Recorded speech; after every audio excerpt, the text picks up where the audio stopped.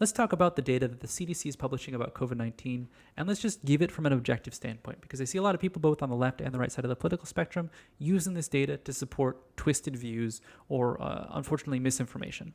So let's talk about daily cases. This is the graph you've probably seen in other places. The way that it works is every single one of these blue bars or these blue spikes is a single day worth of cases. It's the count of number of cases for that day.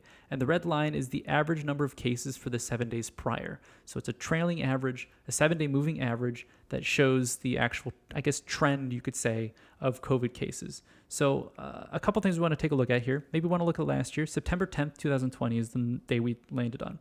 So last year, September 10th, there was 41,047 new cases, and the 7-day moving average was 36,020.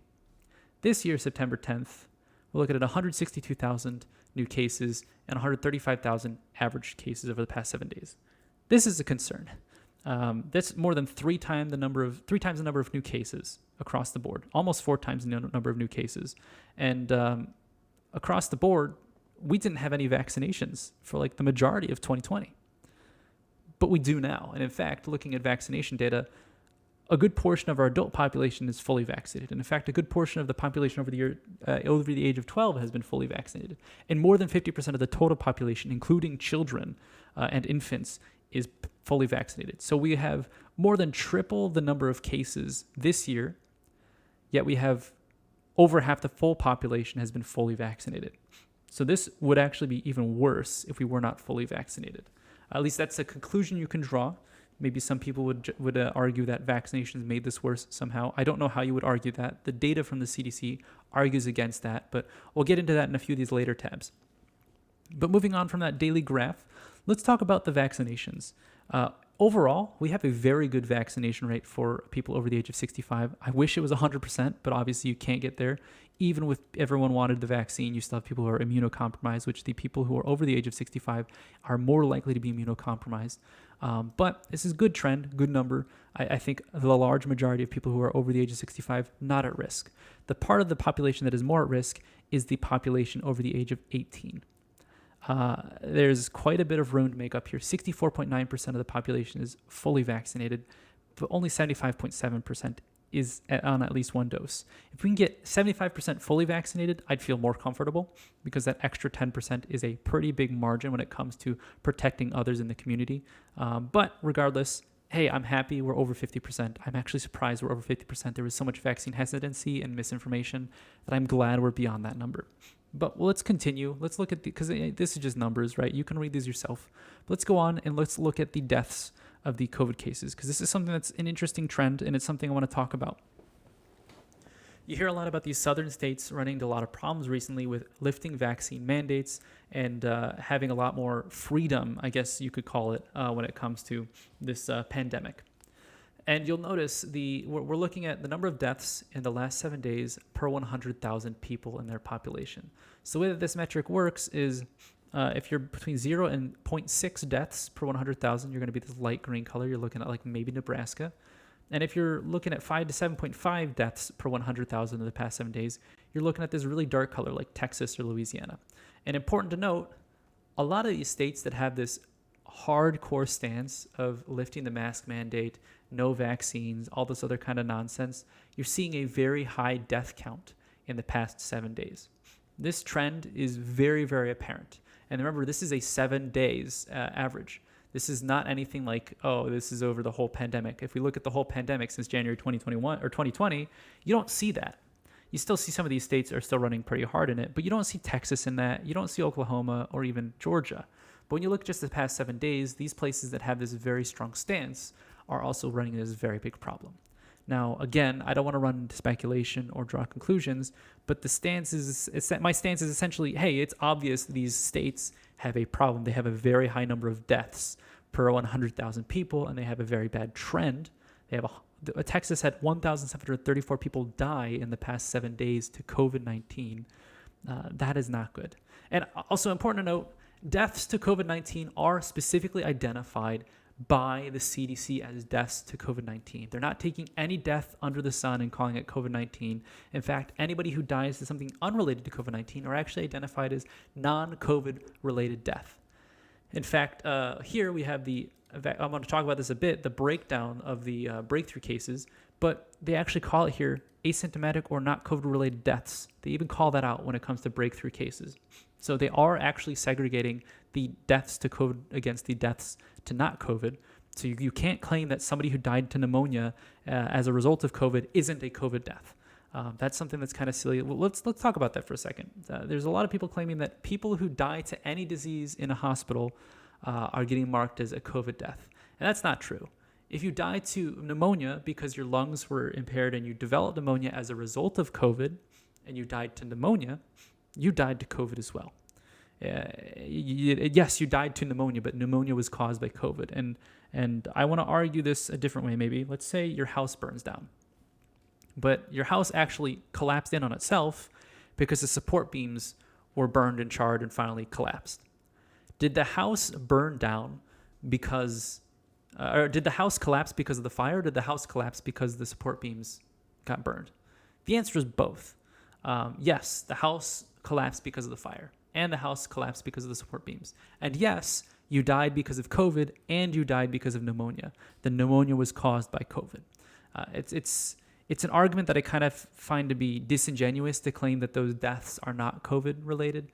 And I don't know if it's misinformation or just not understanding how this is tracked and reported, but that's kind of the idea behind it. If a death is recorded as COVID related, it is because COVID caused that death. And in fact, I believe is underreported right now because some of these hospitals aren't even able to take care of patients who might need other treatment because they're already filled to the brim with COVID patients. If you have a heart attack in an area where the hospital is already maxed out, you might not get treatment and you might die because the hospital can't help you or treat you for your heart attack.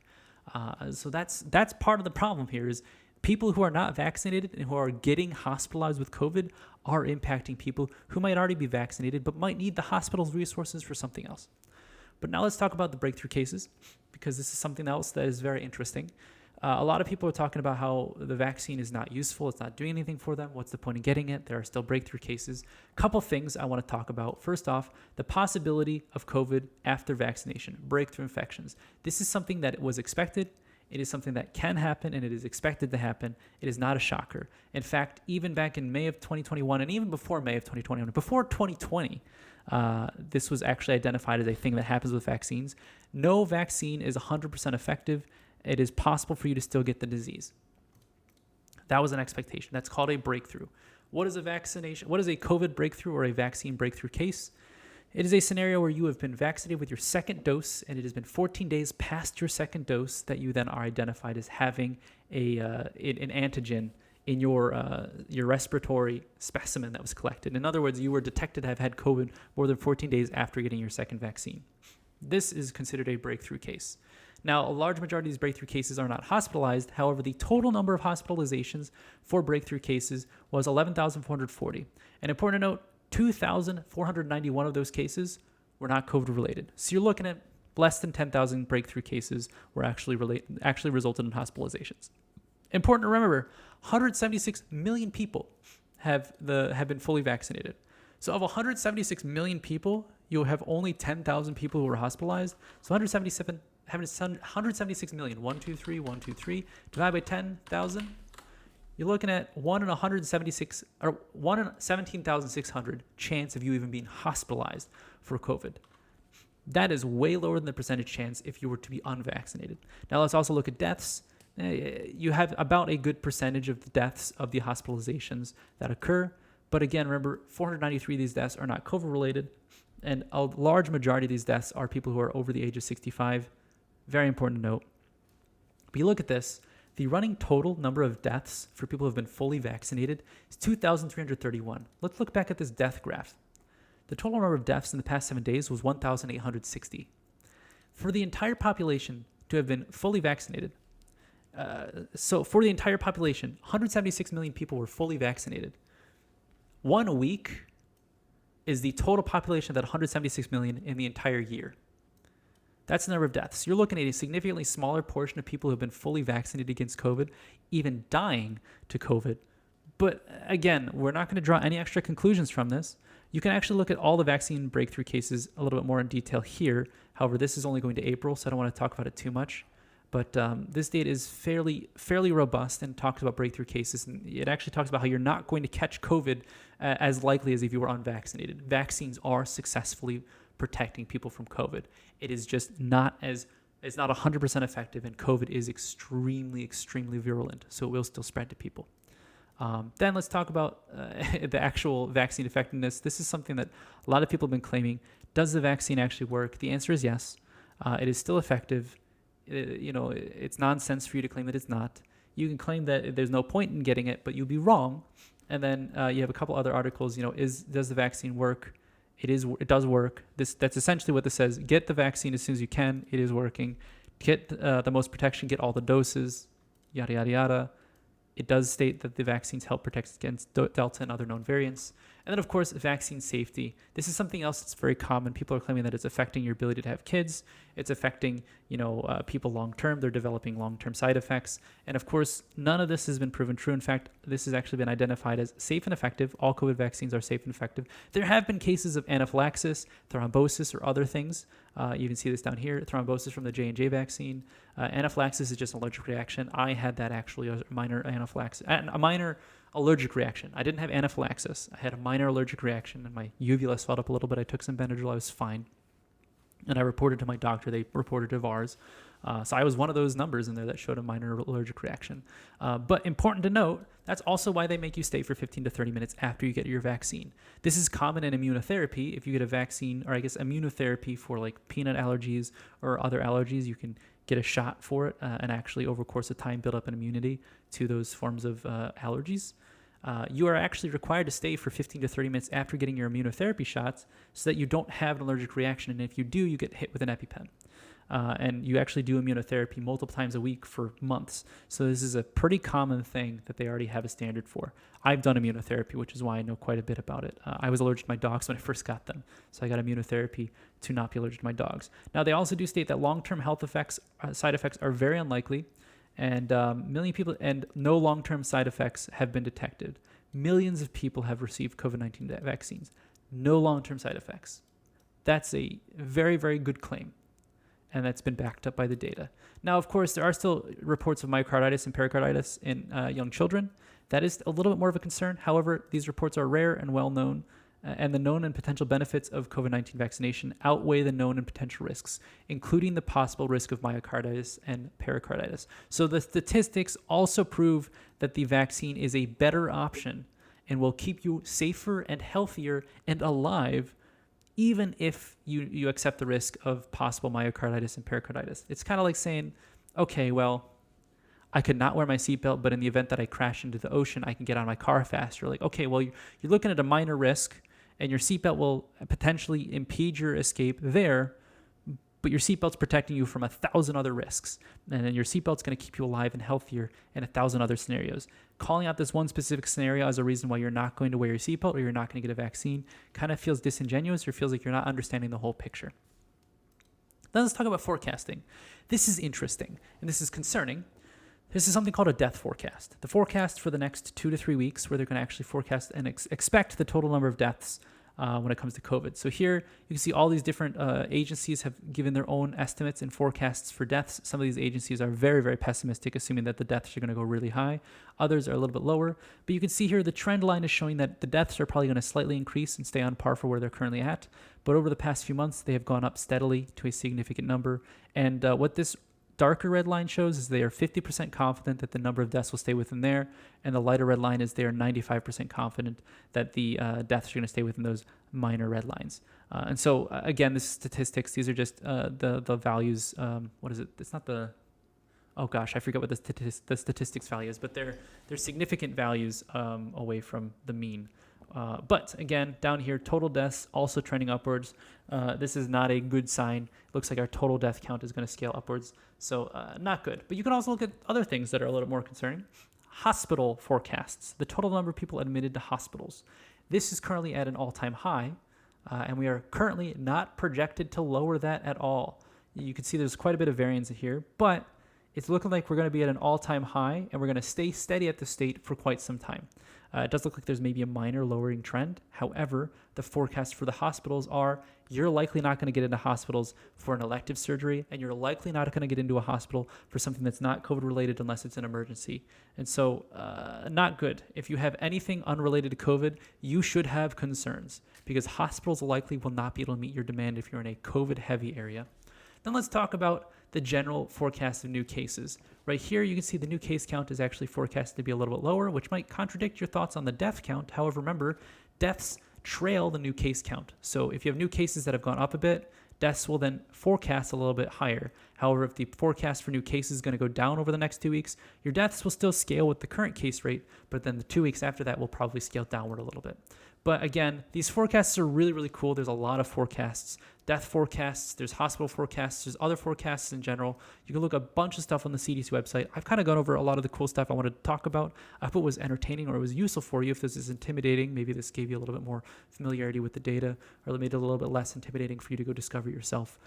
Again, this is not me saying do your own research because I think that phrase has been poisoned by a lot of misinformation. Yes, do your own research, but use accredited sources that have scientific backing or that have people who you can trust that are backing it.